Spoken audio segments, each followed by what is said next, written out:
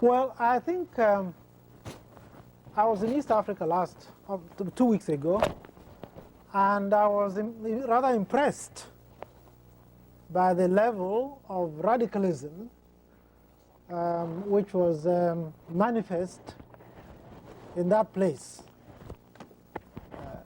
A number of very young people in Kenya have adopted the Marxist analysis of society. And I cannot quarrel with that. But I can't help feeling at the same time, it's a very, very sneaky feeling that my own aesthetic definition, which I gave earlier on, would be a little uneasy about a narrowing of things to a point where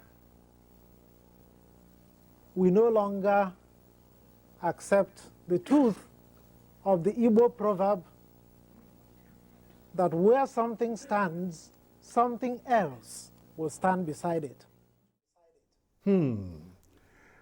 That was the recorded voice of Chinua Achebe, the man who spoke and we all heard, the man who wrote and shook our world.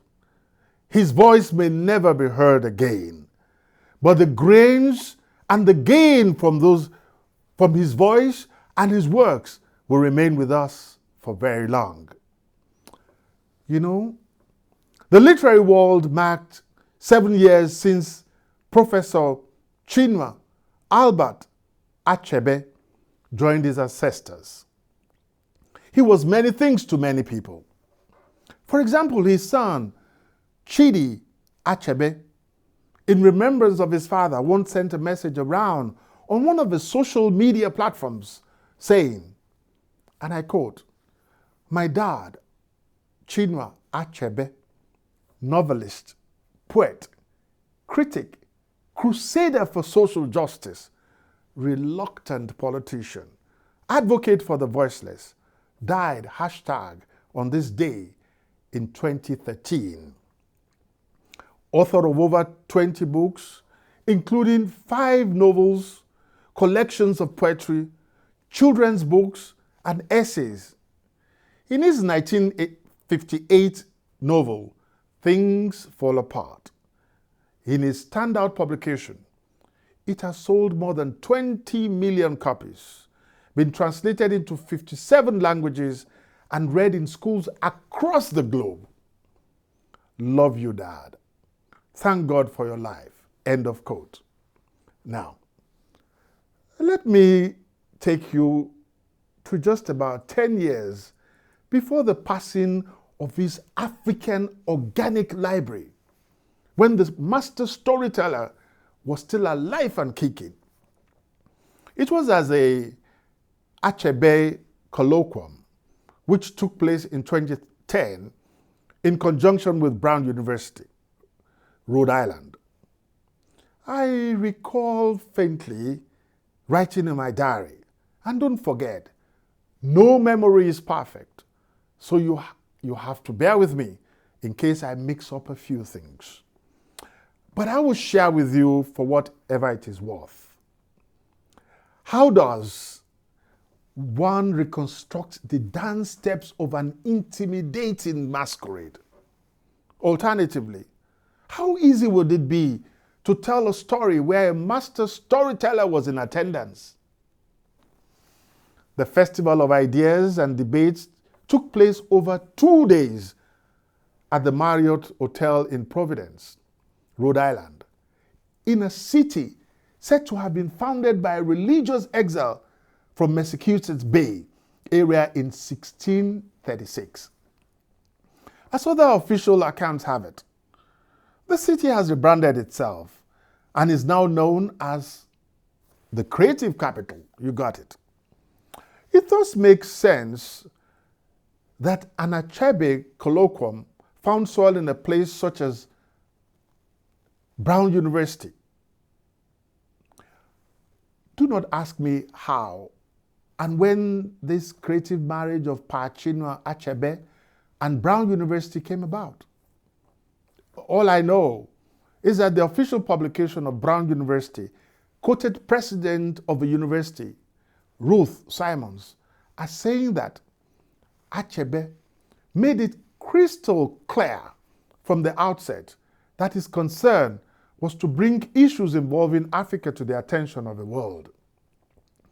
But Achebe, in his usual self, in his usual way, not only brought attention to issues tearing Africa apart, he got most of us at the event standing at attention. I won't detain you with the confluence of coincidences that happened at the event. But let me lead you along as I distill facts, fantasies, and flashes from my own memory. If the truth must be the core of my narration, then you need to know a few things about how I found myself at a colloquium. I was neither invited, nor did I follow the laid down procedure for registering for an event such as that. In this day and age, when all is about coronavirus, it was different then. We all could come together. We all could stay together and discuss. But now everything is virtual.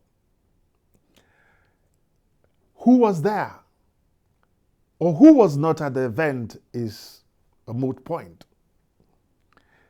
It is preposterous to list who was there or just take a few names of those who were present. Well, if you're hearing or watching me far from Rhode Island or from Gainesville, then you did not have the wings to fly to the august gathering that played host to people like late Ali Mazuri, late Ambassador Adeboale Adefuye, but the alive and kicking former chairman of INEC in Nigeria, Ataru Jega, or Kenneth Harrow, the literature guru who was formerly at Michigan State University, then Radical, and a host of former American and African ambassadors. Let me not open the whole box of memory, but just to say that the colloquium was not during a time like this. 7 years have since rolled past, and the works of Professor Chinua Achebe remains relevant even until this day. All I have to say and invoke is that may his soul continue to rest in power and return for repeat performances in the land of ancestors. For record purposes, as if you did not know, he died in Boston, United States of America, on the 21st of March, 2013. That day may soon become globally the Achebe Day. He lived for 82 years, and in those 82 years, he planted his feet on this soil. Once again, may he rest in perfect peace.